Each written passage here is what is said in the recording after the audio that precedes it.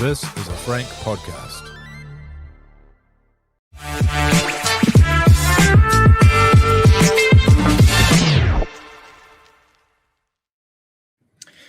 Suarez Live Podcast 2026, episode 19. Will and Brad live on a Thursday.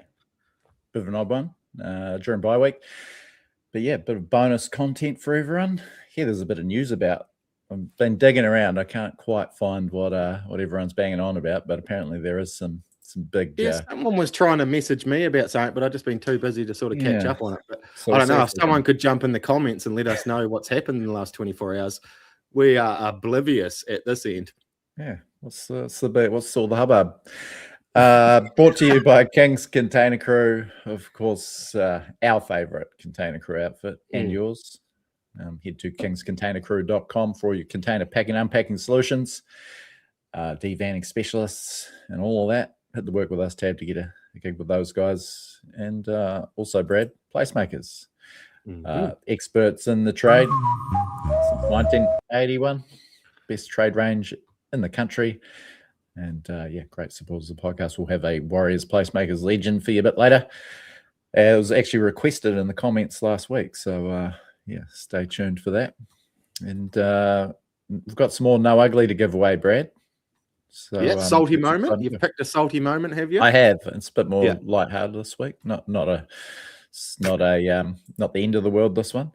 Not kicking a guy that was called into his job 2 hours prior to kickoff. Just apologies give him an to absolute flogging. Yeah, should have sent him a box as a peace offering. So if you missed it last week, No Ugly is scientifically formulated functional beverages. I've got gut health ones, sleep, focus, hydration, calm, low sugar, great taste, and proven benefits. But great stuff. And No Ugly Salty is their latest in the range. Clean isotonic electrolyte drink, 500 ml can. Just about to crack. Oh, they'd be good on site, would they? Oh, yeah. We've got to get you something down there, Brad. Nice. Rapid hydration during the grind or after the sweat. I always find I'm not hydrated quick enough. So, rapid hydration, that's in my wheelhouse too. Yeah. And berry, Rocco berry flavor and watermelon. But both delicious and super hydrating. So my No Ugly Salty moment of the week, Brad, and, from a pretty enjoyable one, I would say, on Saturday. It's just a couple of little bits that just grinding my gears, just made it not quite the perfect night. So this is my No Ugly Salty moment of the week, Brad. Where are we? Smooth as silk. God, were you a DJ prior to this? Yeah, DJ Seamless they called him. I did. I always wanted a DJ name because I had a T-shirt once, just while you were trying to fluff around, find what you're doing. I had a T-shirt once, and do you know how T-shirts is that seam that's sewed down? Have you ever seen the ones that are a tube with no seams? Yeah, how do they do it? I don't know, but then I said Seamless, and then I was like, oh, that would be a sweet DJ name, DJ Seamless. DJ Seamless. And it was derived from a T-shirt I was wearing, Robbins Road in Queenstown in about 2003. I see. Yeah. Well, I actually was a DJ, Brad, at the Captain Cook Tavern in Dunedin, and I was anything but seamless there too. So, what was the biggest tune there back in the day? What did they want? Well, Mr. Brightside was massive in 2005. There was a few good hookup song too for the uni students. Yeah. Yes, there was two songs, Brad, that got me out of a jam if the dance floor was really flagging, that I really leaned on heavily. Santeria by Sublime. Always got it going. And Onwards by Rhombus. That's a banger. I was listening to. I got the single of that on CD. I was listening to a bit of Rhombus just the other day. Yeah, Rhombus was good. Onwards was a real good one. Was that doom doom doom doom doom doom? Yeah, real good rolling bass to it, eh? Yeah, so. Yeah, I do love me a bit of Rhombus. But anyway, what were you hard at work there before trying to do? I've got it. Here you go, Brad. It's my salty moment was Roger ignoring the overlap. There's nothing that makes me saltier than a centre ignoring an unmarked winger. And as you can see here, Rog, he hasn't even got it in two hands. He's got it tucked under the arm. Not even trying to hide it. he is in the corner. He almost got awarded the try in farcical circumstances. The referee not calling held and then kind of getting tackled over the line. Had a bit of a bobble though. But yeah, you got to pass those, Rog. I know he had a great game overall. But yeah, got to give your wing out those ones. That was comedic, that try, wasn't it? Because it wasn't. He thought he was tackled, but it was the Parramatta player that sort of played on and tackled him over the line to then bobble the ball. It was ridiculous. It was a weird one. And then he just bobbles it too.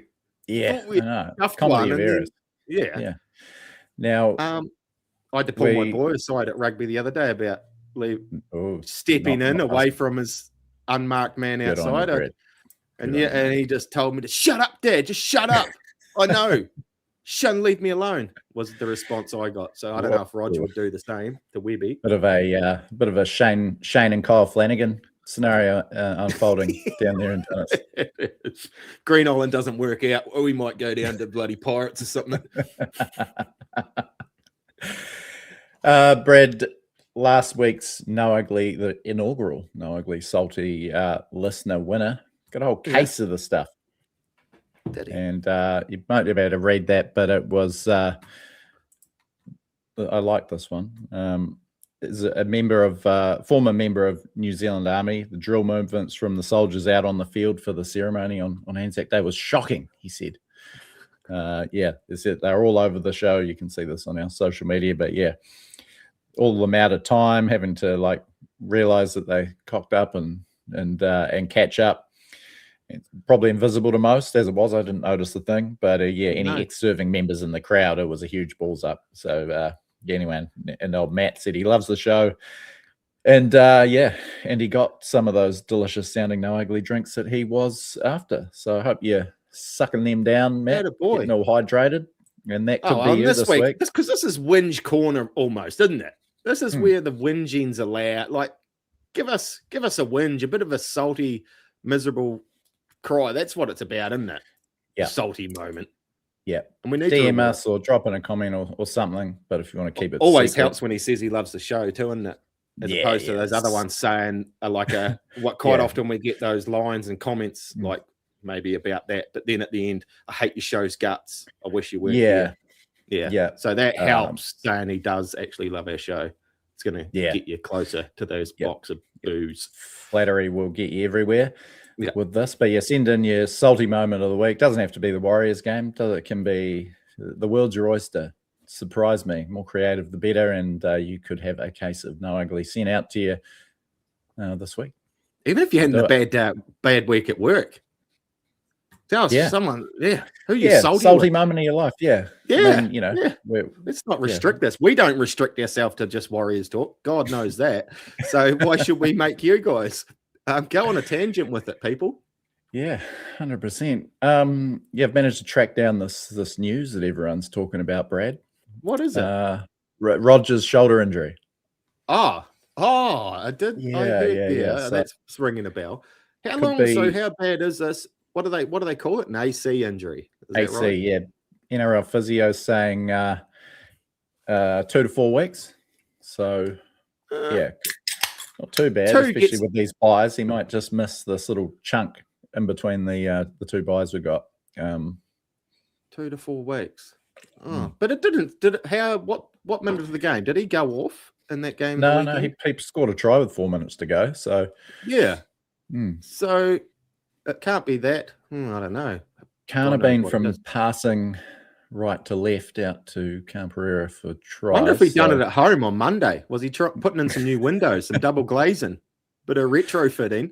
Yeah, he's probably done an AC, retrofitting a bit of toilet window glazing. Yeah, that's how you did yours. I didn't see 2 to 4 weeks. 2 to 4 weeks. That's palatable, isn't it? Yeah. So a bit of chat, I guess, about who's coming in. Ali Lautawa only missed last week's game through a head knock, or unavailable last week through a head knock. Seems pretty straightforward that he would come in. Pompey back to the left and Lautawa on the right. I guess there's there is the option of chance, but those 2 weeks at centre didn't really go to plan. Got absolutely torched against the Sharks, and I guess that opens up. There's a whole bunch of guys fit again. Fascinating teamless Tuesday ahead of Magic Round with everything swirling around, but a bunch of guys back on the available list, including Chance. You would think that neck injury is a bit of an odd one. We're kind of surprised he wasn't available the last couple of weeks, but do you think Kane's sort of done enough in the same vein that you can't really drop Chanel and Tanner at the moment, that Tane has sort of cemented? I think he has just with the balance he has with the other. All of a sudden, we seem quite quick across the park out back, and everything seems to happen a bit quicker. He does get ragdolled in defence and doesn't get the meters that Chance does. That doesn't take an idiot to work that out. But I think he's doing more than enough. Pretty impressive with ball in hand. Nice little try assist, the little Benji flick. That flick was nice. Through the line, I think he's done enough at the moment.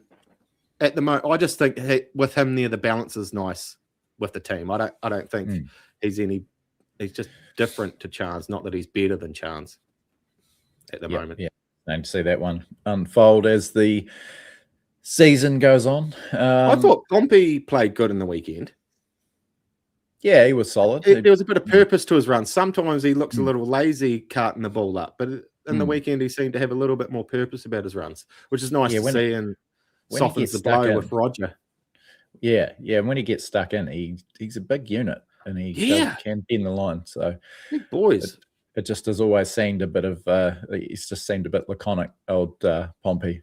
And just sort of drift out of games. But we'll see what happens on Teamless Tuesday. We'll be here live for it.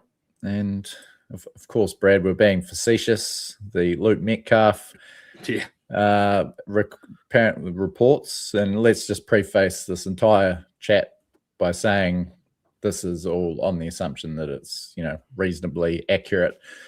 Of course, it may not be. Might be a bit of purple monkey dishwasher kind of stuff going around. But if it is, his management requesting a meeting with the Warriors to get some clarity on their plans with the number 7 jumper moving forward, and indicating no suggestions that he's wants to leave the club, but only really keen to play 5'8" in the short term.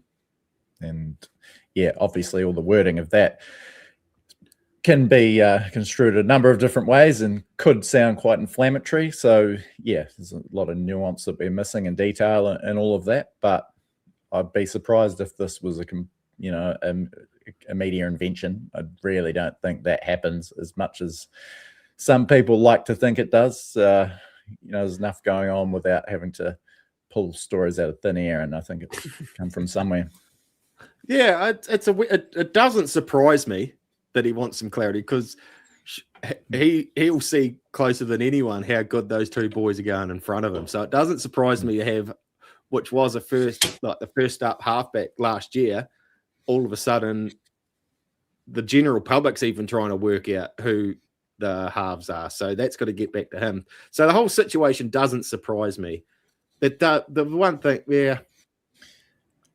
it does. It's got to start from somewhere. It wouldn't have been leaked by the Warriors, eh? So no, and they've been, I think, obviously after the Sean Johnson debacle back in 2018, and since this current regime with Cameron George, Andrew Webster, Andrew McFadden, they've handled all this sort of stuff brilliantly. Even the Adam Whanua Blake snafu after Magic Round and stuff, I thought they handled that really well. There's no way they're leaking this, because it has the potential to be a bit destabilizing. It's an unwanted distraction for a team that's flying. Whether it is, if the story is accurate that Metcalf's management has kind of just let it slip out a little bit.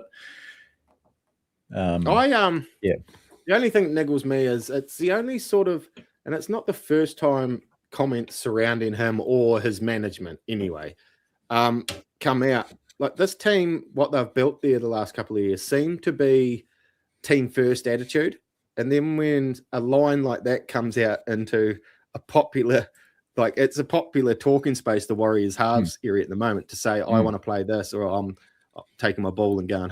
He's sort of going me first instead of team first, and that's the only sort of thing that niggles me. It's got to start from somewhere, maybe. And fair enough to the kid. He was one of the best going around, according to some people last year. He thought he was on the rise to stardom. A couple of niggly injuries, and there he's back to not knowing where he's going to get his next feed. So, yeah, I mean, and he does have hold some cards because he's the only one contracted beyond this year, and he's on a big contract for the next 2 years. I just think, if this is accurate, I'm going to stop saying that. It's just, the assumption that it's accurate. It's just a bit premature. He's had to sit on the bench once. So as soon as he was fit, he came and he was picked essentially ahead of Chanel Harris-Tavita. I know he was available for that round 4 game. He was picked ahead of him because he was fit and ready to come back. And Metcalf was picked for round 4 and 5, came back, played reasonably poorly, and they lost pretty badly. No one played that great. From the Warriors, he got injured again, and the team's been absolutely flying with Chanel and Luke Metcalf there. He's been available 1 week and sat unused on a 6-man bench, and now this story has exploded. So, it just especially when the majority premature. of fans wanted him brung back through via New South Wales Cup, thinking that was the best for him to come back into the team this time around. And now, it's quite divisive. I like this halves pairing. I liked our halves pairing last year.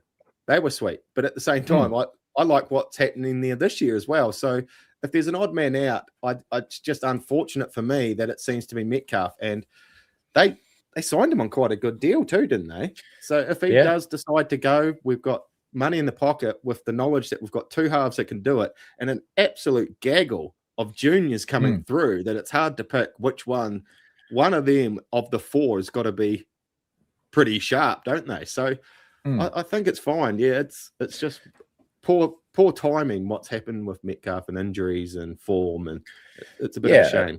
It is unlucky, but there's no guarantees in rugby league, and obviously he was sort of anointed as our long-term number 7. But just as he can't guarantee that he can stay fit for more than half a season, the Warriors can't guarantee that something's not going to change and he's not going to be guaranteed a spot. And that's what's happening at the moment. He'll probably get his chance at some point across the season. There might be a few losses and a change on form, or they might not. But it does leave a bit of a bad taste that this, I guess, is being made public. Like, it would be very easy for this meeting to occur without it becoming public knowledge. I'm sure it happens all the time. Like, I think a lot of the general public are quite happy to carry on with this halves pairing at the moment. I think most why would it matter if we carried on with it next year and he wasn't there at the same token? We're happy with the status quo and the backup since he's been out. Part of the problem, of course, is that neither Chanel nor Tanner is re-signed beyond this year. Yeah, so that's and that's in his favour too. I guess he just I probably would want a bit of clarity too if it was me, and that was like, hey, righto, what's the actual plan? But just sidle into Cameron George, dig in, put your head down and do the work, play a game, maybe.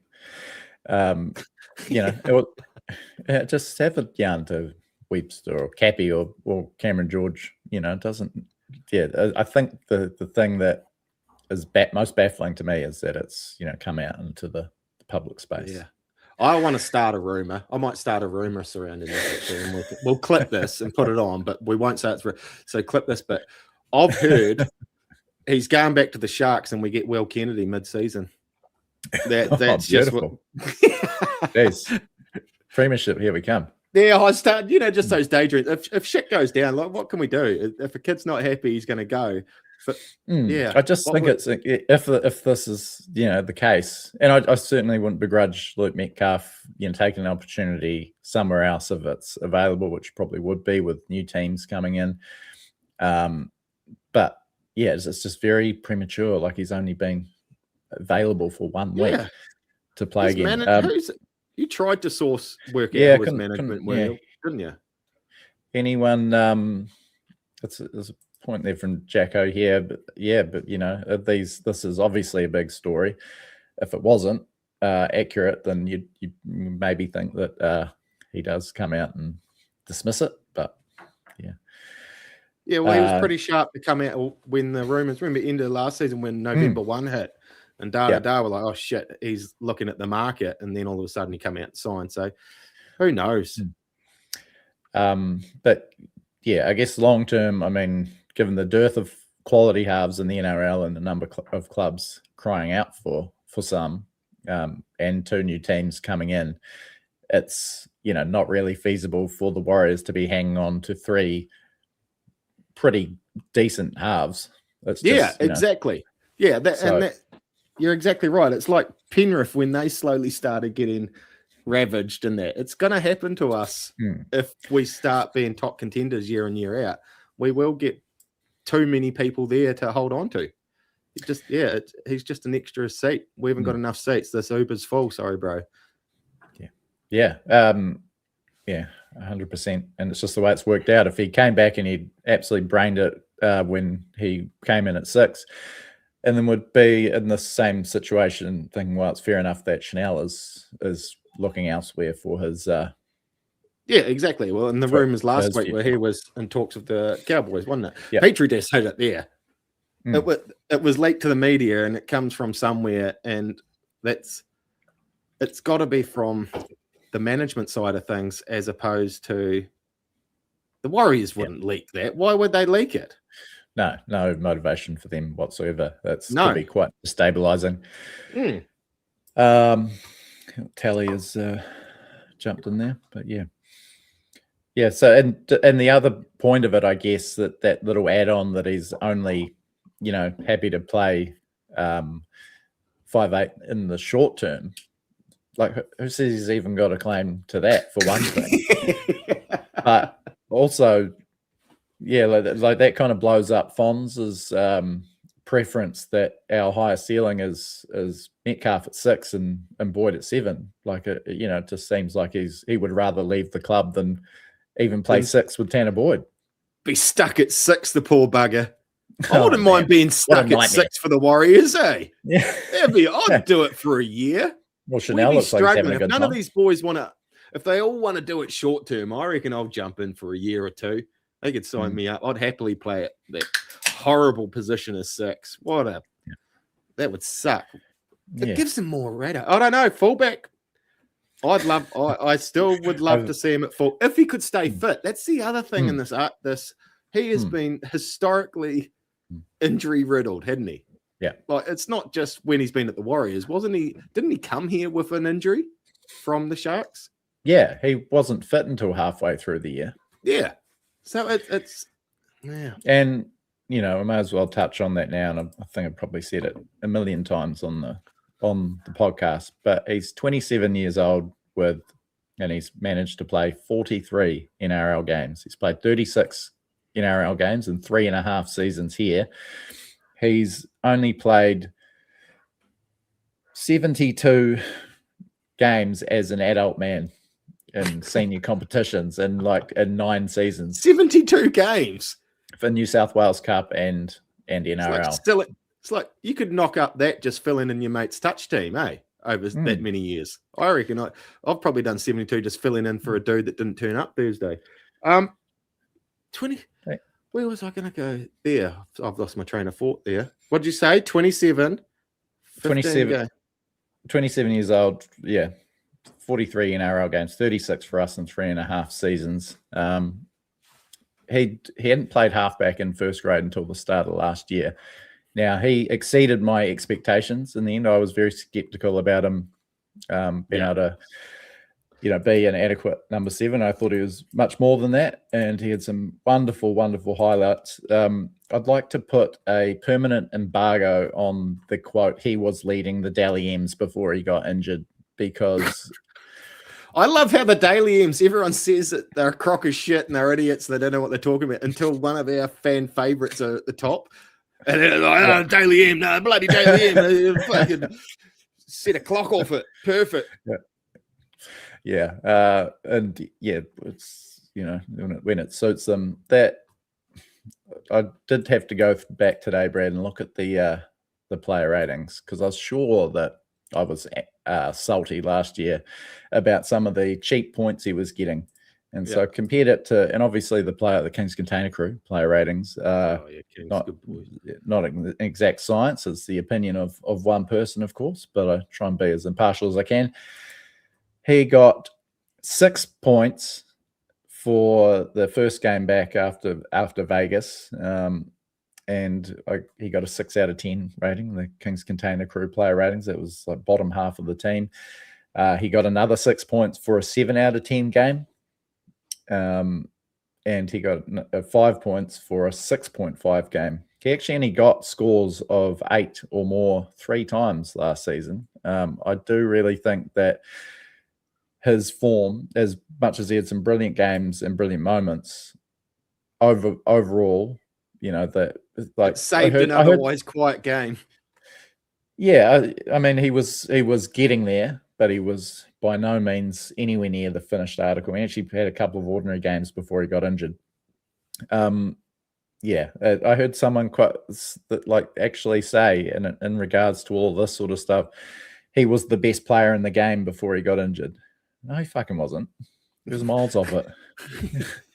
Yeah, he was leading the Dalians, and that was about it. But he's still stuttering attack. I wonder that season that he had, is it almost Ben Barbarish, Jared Haynish, the way they tore through those seasons and then a gradual decline? Was that his peak? That's the thing. There's so many unknowns about Metcalf, and I think that's Webster likes dealing with definites. Isn't a known a good fit for this club? Like Tanner Boyd's already started more first grade games at halfback for the Warriors than Metcalf has, and that's just from coming in midway through last season. It's stirring a hell of a scrap, though, isn't it? It certainly is. It's quite entertaining.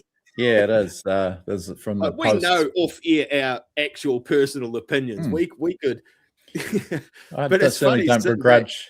Yeah, don't begrudge anyone's opinion on it. So people are very high on Metcalf. That's all good. Some people are furious with the lack of sort of team first approach, which is fair enough. I had someone Deutsch jump onto the Facebook post saying, "So the podcast hates Metcalf now." That's a bit of a leap. And old Luke saying, "How can someone that runs a Warriors podcast have that insane take?" He said. Now, Luke, any Muppet can run a Warriors podcast. All you need is the internet and maybe a phone, or better with a camera on it. So, that's not really if that's the paradigm, then you've missed the mark there. Yeah, it's really it's dividing. It's quite divisive, this Metcalf, and that's another thing. No one else in the team seems to be divisive, so. I wouldn't mind someone being there that's not divisive, and if he has to go, it wouldn't worry me a jot at the moment, because our halves seem so stable, and it looks like we've got plenty of backup. Hanson's done the job, and Metcalf hasn't. I know it's not perfect, but I don't know if. Yeah, but having all three is unrealistic beyond this year. Completely. I think. Look at every other team. Yeah, every other team struggle to have 2 good ones, let alone what we've got going on. I think it's only fair that he asks the question, and I see him leaving, to be honest with you. And I wouldn't touch him. Who's looking for a half? Where does he slide? It's either the Bears for next year or the Dragons. Dragons would fall over themselves. But the Titans would probably. Reckon the Titans. I like what they've got going on in the halves, the Titans. Well, they just dropped Lachlan Ilias and debuting a halfback this week. So no shit. So Josh Hanna's not happy. I do like that Campbell. I reckon he's a ripper. Yeah, Campbell's great. He's been moved to 5'8", and a young fella, Zane Harrison, I think his name is debuting this weekend. Oh, nice. All right, so the Titans is an option. Parramatta have been talked about, but they only signed Thursdee on a 1-year deal because they've got this junior that's coming through. And then Metcalf still doesn't get to play at 7 because Moses is the 7. Well, if he wants to go and play 7, it's got to be the Bears. Who's the Bears signed as their half? Wishart and Metcalf. That's not a bad combo. Wishart's probably more of a suitable 6 than a 7. Yeah. Like Metcalf would play 6 for a couple of weeks if they need him to, but after that, he'd probably want a bit more clear idea if he's going to play 7 or he might go somewhere else. Yeah. Yeah, it's out of it. It's bye week. I suppose we needed something to talk about bye week, didn't we? Yeah, if everything was going so swimmingly, everyone's rowing in the same direction. Then we get a bye and it all blows up. All of a sudden, everything turns to shit. Yeah, Webby's got to cancel that Airbnb. Head back to Auckland. Crisis meetings. No, interesting to see how this unfolds. It's almost too big to sort of go without comment, you would think, from someone. But so they didn't talk about it at all on NRL 360. Lover Warriors mentioned on 360, and I was like, surely. I sat there, watched the entire show, and actually didn't see the last 10 minutes. So was this after it? Because it didn't it put. Yeah, I seen a podcast on Paul Kent. Was that where it first came out? Yeah, there was the Daily Telegraph broke the story, Dean Ritchie, and then the Kenty's podcast, the other fella that he does it with, said his mail is that Metcalf is here it is here. Ken Lev is mentioning that Metcalf won't be there next season. So that mail's coming from somewhere, but it's just another people are being side product of success, isn't it? We're going to lose people that we can't hold on. And there is so much to sort out. We're successful without him at the moment. We've got a lot of players off contract. That's the nature of it. But it's interesting that the guy who has a contract for the next 2 years after this year is the one that's they've got enough on their hands trying to juggle all these contracts and re-sign off contract guys, maybe get some new signings with all this cap space and deal with the guy that's already contracted. Yeah. Oh, well, we shall wait and see. I'll just sit back and watch the lunatics go at it in the comments on all the different sites. Gee, there's some passionate people, way more passionate than me about the game. That's at the end of the day, it's it's just a game, and Luke Metcalf, he's not going to go hungry, and we're not going to be without a half. So it'll all work out for the best. We'll be fine. Fascinating. Are we putting that to? Is that Luke Metcalf subject done? Is that okay, guys out there? Is that enough? I mean, if you got the comments, anything else to add to the conversation? We've got Jacko here saying, it takes a while to come back from an ACL. But unlikely to be near his best in the next 3 or 4 months. Yeah, that's fair. But I mean, we can't play him back into form at playing, subpar when we've got a chance at a premiership, or at least, to go very deep into the finals. And it's his management asking for the clarity, not Webby in that trying to shuffle him as well. They're the ones that front-footed this, or sounds like they're the ones that front-footed and brung this up in conversation. So maybe he should sit back and wait another 3 or 4 months, see how his form goes before asking his dad to see if he's going to play next Sunday. Fascinating stuff. But it is. Yeah. I'm just fine, and I don't hate him. I'm just fine. I think Tanner Boyd and CHT are going sweet, and they're the boys that have been wearing that jersey this year. Yeah. And it's like, this is going well. Yeah, it's fine. Exactly. Don't fix that. Yeah, it would be like someone agitating at the same time last year. Like they're just when Metcalf was flying. Another Tamati Martin saying, "Oh, is he going to get all the games?" I might go, So it's just shit timing. Good. Oh, it's good in the bye week though. Hopefully they'll get it sorted by next week. Well, that next week's game, I think, is one of the biggest regular season games just about ever. I mean, the Broncos have got a few injury problems, probably tips the scales back towards us a little bit, but that game is enormous. Suncorp Magic Round Sunday afternoon against the Broncos. That's there's going to be a gigantic Warriors contingent there again. Huge Broncos contingent, obviously. It's the atmosphere. They'll be doing the march down Caxton Street, beating the drum, won't they? Warrior Nation will be charging down there, getting all fired up. It is a massive game. Broncos playing this weekend. Hopefully they pick up another 1 or 2 injuries this weekend. Yeah, well, they won't have Katoni Staggs. He's out and suspended for 2 weeks. Did he get suspended for that? Did he? Yeah, 2 weeks. And Payne Haas still out injured. Reynolds is out this week. I'm not quite sure his time frame to return, but yeah, it's They got Walsh back though, haven't they? Is he one back out there? He played last weekend, yeah. So want them to at least have someone. Don't want it to be a big game. It was annoying. It popped up in our memories. Must have been this time last year. We both sort of, and then popped up in our memories on your phone and that the photos and that of us at Magic Round last year. Geez, there's some videos there was one of me asleep, a picture of me asleep. Some creep snuck in the room, and for ages I was scrolling through it, looking through the photos. It's like, who's that? Who have they taken a photo of asleep? But someone's obviously come and tried to be a funny bastard. But there was a couple of cool little videos and memories of that trip last year. Yeah. I'm a little bit gutted now. Yeah, me too. Should we go? Yeah, fuck it. No, I'm jealous of everyone going to Magic Round, especially with the way this game is shaping up.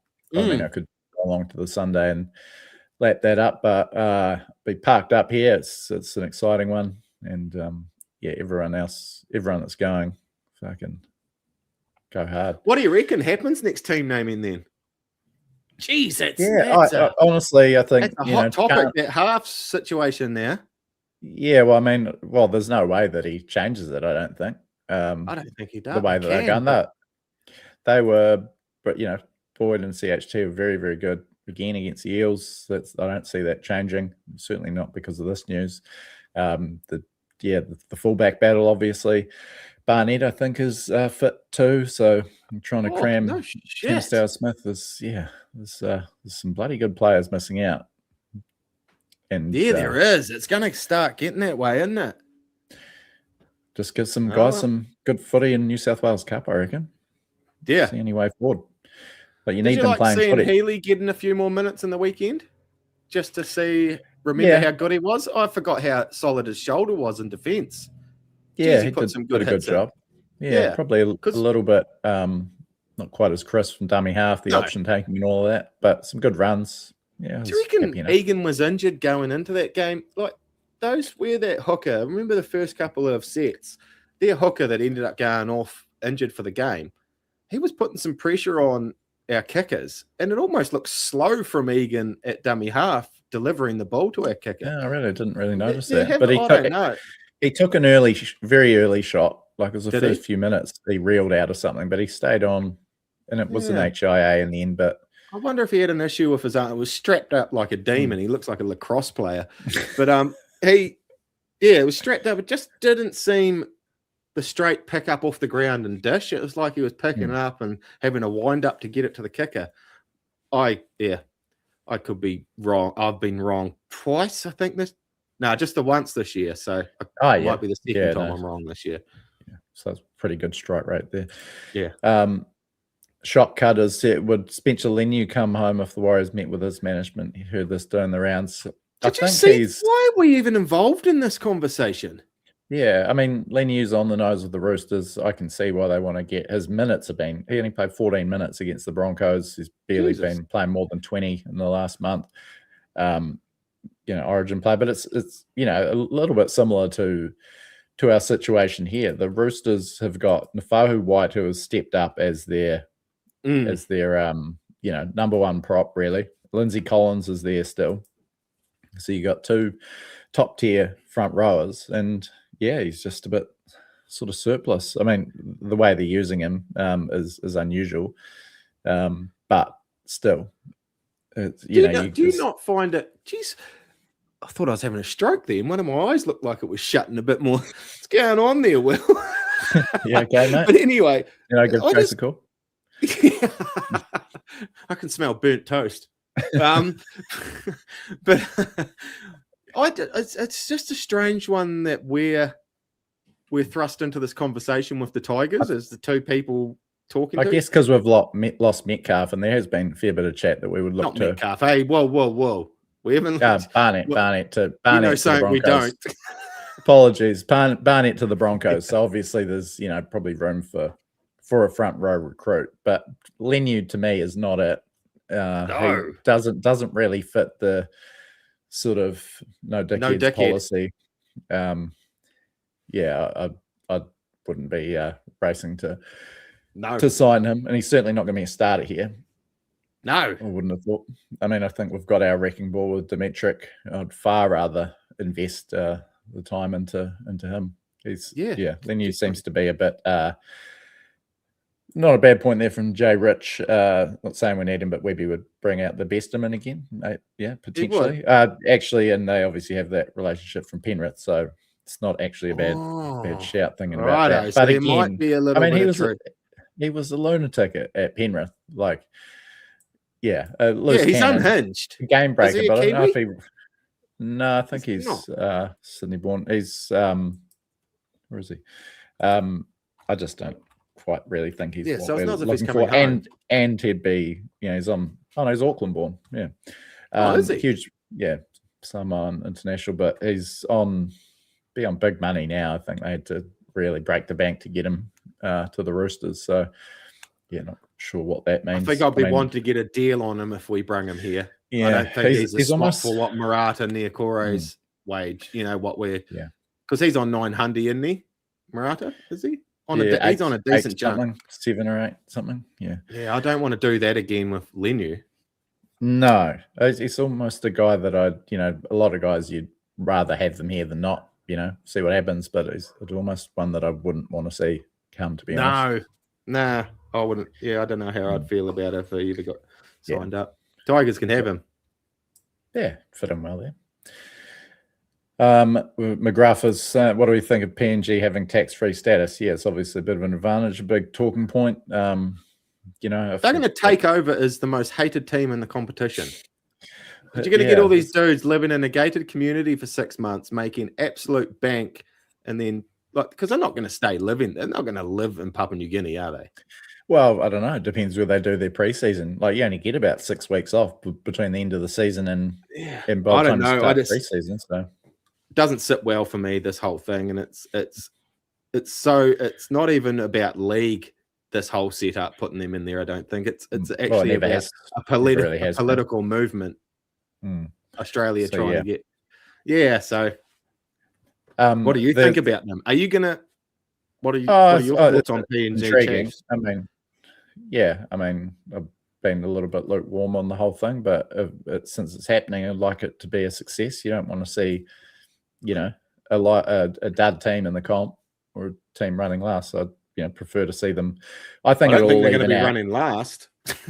Well, I don't know that it is a difficult place to go and in a unique scenario to set up a new club. I'm struggling to see how it can work, but hopefully I'm proved wrong because I do like the idea of the comp expanding.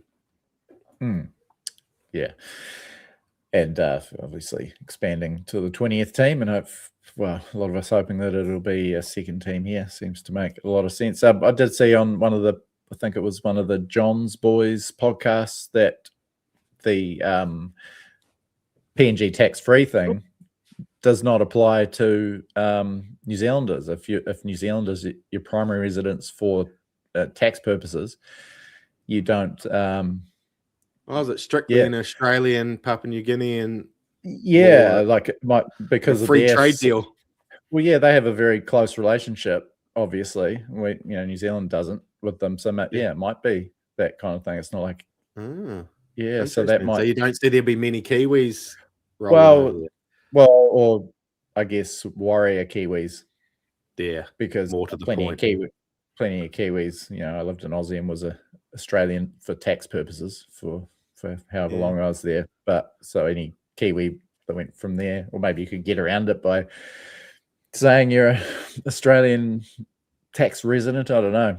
But an interesting point there that hasn't really been expanded upon anywhere else. Just someone late to the party here with the Metcalf stuff. Metcalf only stays if he agrees to play 6. If not, they probably show him the door.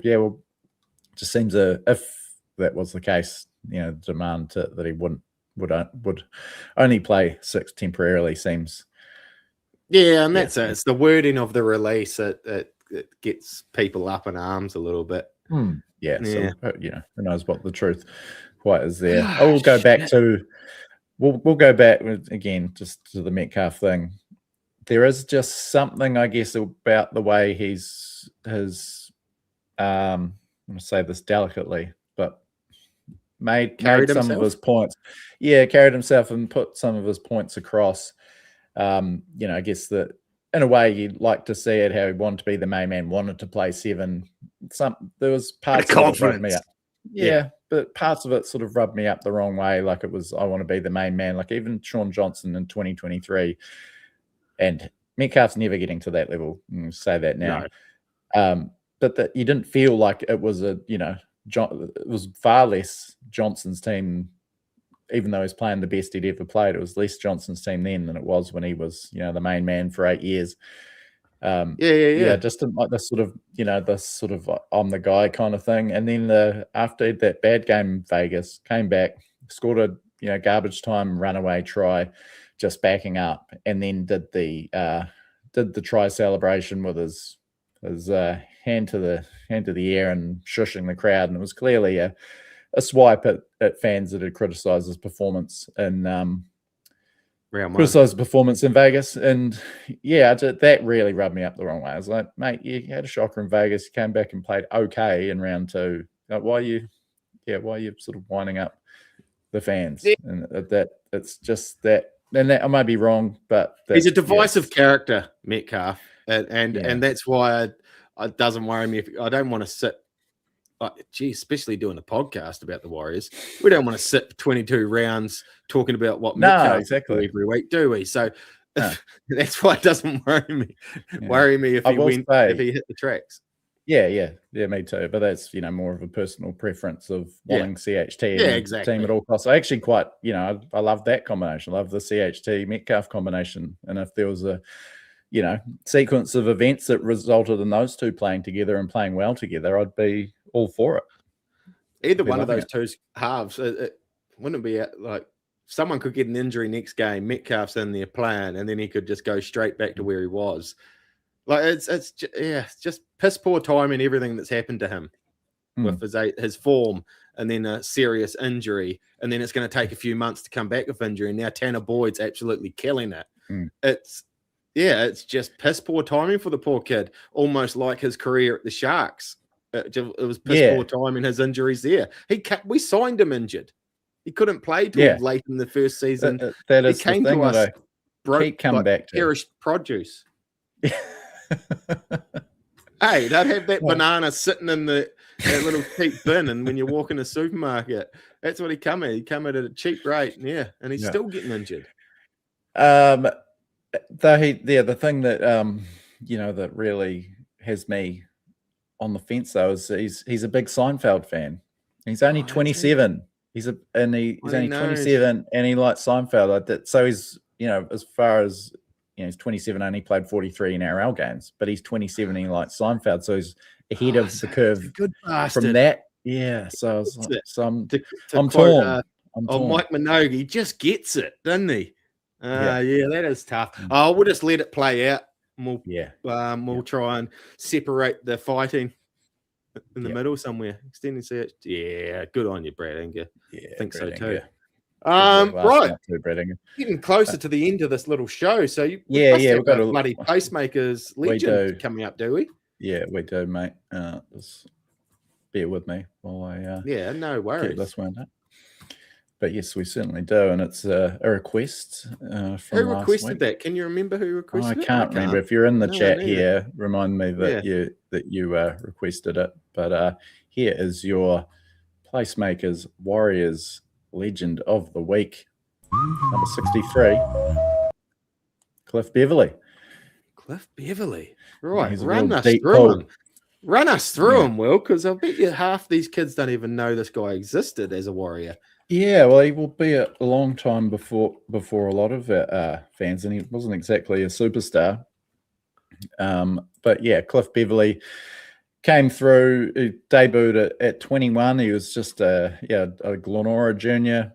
He played some in the old Lion Red Cup by Takati City Raiders. I had one of those jerseys. Did you? I did. I've had a white Takati City Raiders jersey. Did you? Green and white. Yeah, No, green with yeah. white, and it had potato chip. Was it Eater chips or something? Or No. can't remember the sponsor. Joel Okay. Dixon, who's in this chat. Yeah.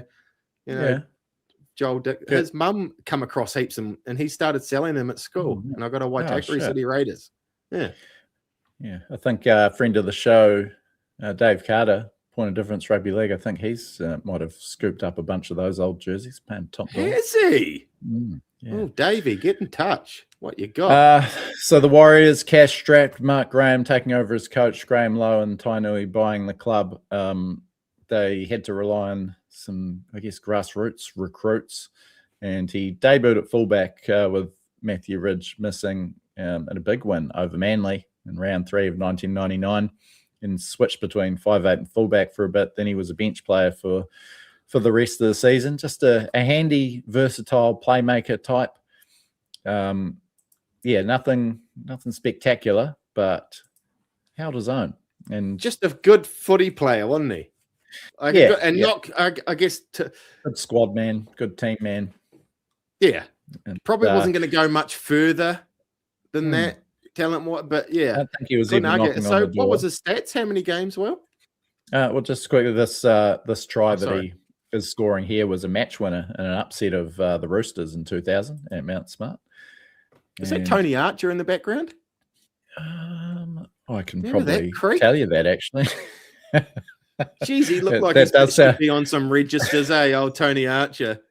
That's a good with that text in the way, Brad. I know that's what's annoying me. It's taking his eyes and mouth.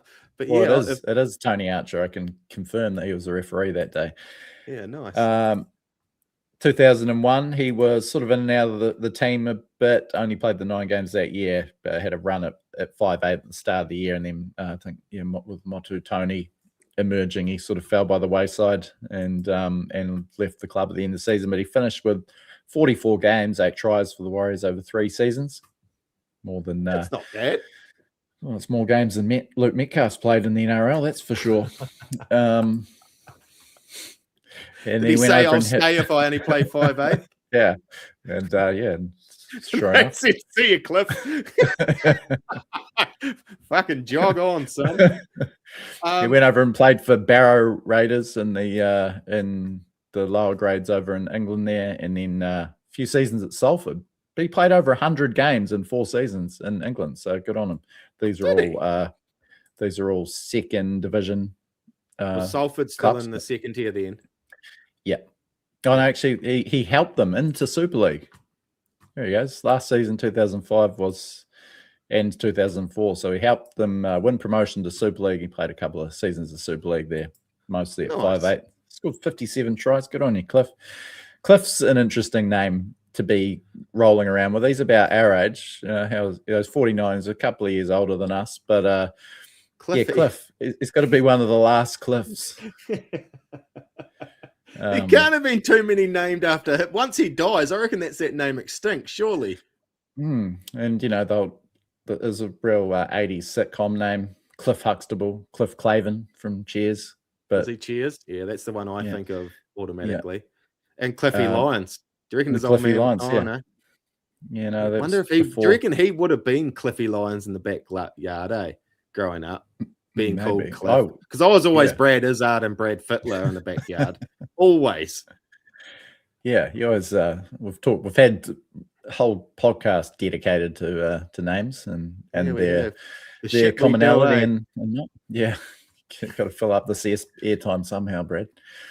Cliff, any idea what he gets up to these days, or anything like that? Or I reckon I can tell you. I'm sure he's got he's a business development manager. Cropper and Co. But back in New Zealand? Yeah. Yep. Yeah, nice. It's good on you, Cliff. Reach out, mate, if you're we need to catch up, Cliff. Yeah. See what's been happening. There's your Warriors legend for the week. Warrior number 63, Cliff Beverley. Thanks to PlaceMakers. Yeah, sweet bowl. Nice. Geez, that'd just about do us. What do you reckon? Yeah, we're a couple of Shannon Griffiths come off the top rope. Metcalf is giving Timothy Chalamet thinking he deserves an Oscar vibes. Yeah. No comment. We don't want to get dragged into this. That wasn't me saying that, by the way. That was Shannon Griffiths. Happy to provide his contact details. Big, long time fan of the show. Occasional guest, actually, Shannon, and runs a movie podcast himself. So that might be right. With the Hollywood reference there. Wow. Oh, what are you doing for the bye weekend, bro? Oh, just kicking back. To be honest, any games? I haven't even looked at the draw. Is there any games you're sort of looking at? There's Brisbane and Manly on Saturday. That is a goodie. Yeah, that will be a goodie. Manly tomorrow night, Dolphins Bulldogs. A bit of interest around that one. The Bulldogs struggling. Probably That's worth tonight, mentioning. Oh, that is tonight. Yeah. I don't know if we'll be staying up for that. Worth mentioning the parallels in the sort of the way Bulldogs handled their Galvin, Burton, Sexton situation, and now where they are pandering to the supposed superior talent. Nice. Tomorrow night, Roosters Titans should be another one for the Roosters. Cowboys Eels, a bit more interesting later on. It's a bit to like about what the Eels did there. Saturday, Arvo, I'm going to sit back and watch the Knights give the Dragons an absolute ass kicking. Yeah, Ponga back. They looked a bit dangerous again. Geez, that was a good game against South last week. Yeah, it was. That shootout. Saturday night, Rabbitohs Sharks is a big one. A couple of top 4 hopefuls looking to prove themselves. Seagulls Broncos, 2 teams in form. And Storm Tigers. Yep, that's huge. Storm 7 lost on the trot. Tigers pumped by 50 last week and a couple of injuries. And the round closing out, that's a fucking doozy as well. Raiders, Panthers. Raiders 3 from their last 4, starting to quietly turn things around. Panthers not infallible, made hard work of it against a good Manly team. And yeah, I'd like to see some teams softening up the Panthers before we get there. But yeah, I like that. Like the look of that Raiders Panthers game. It's a good weekend of football for a neutral fan, isn't it? Yeah, with no Warriors games in there. Yeah. But no, so enjoy your bye week, refresh, get away with the family and come back firing, just, mentally refreshed, physically refreshed, because we've got a huge Magic Round game coming up. Bloody big team naming Tuesday with all this Metcalf rumors to that. Yeah. Oh, well, good shit. Oh, well, good to see your face, man. You look after yourself. Yeah. Thank you for joining in, whoever's been out there. We've been smashing it on the Insta. I reckon we've gone out 10 extra likes in the last 3 weeks. Whoa. So continue that trend, Holy please. Shit. Yeah. Please like us on there. We'd like to get another 10 in the next month or so. Like and subscribe on YouTube, everywhere else, particularly on Substack. Get all written content there as well. Plenty there for free and even more for paid subscribers. So yeah, check that out. Use your free article and see what else we've got there. The entire Warriors history book is uploaded on there if you weren't aware. You can pretty much buy a book by subscribing to that. You get a free book. Works out. It's about $1.50 a week. I think it works out to be. Bargain. Yeah, that's sick. Oh, I might subscribe. I'll shout you. You're a good bastard, mate. What goes around comes around, though, man. I'll get it back. I'll get you back. I'm good for it. Nah, sweet. Awesome, mate. Look after yourself. Cool. Until next time, everyone. Thanks to Kingz Container Crew, PlaceMakers, No Ugly. Don't forget to enter the No Ugly Salty competition. Good work there, Brad, pointing the logo there. And everyone out there that's joined in on the live show, commenting and all that, and listening later. Enjoy.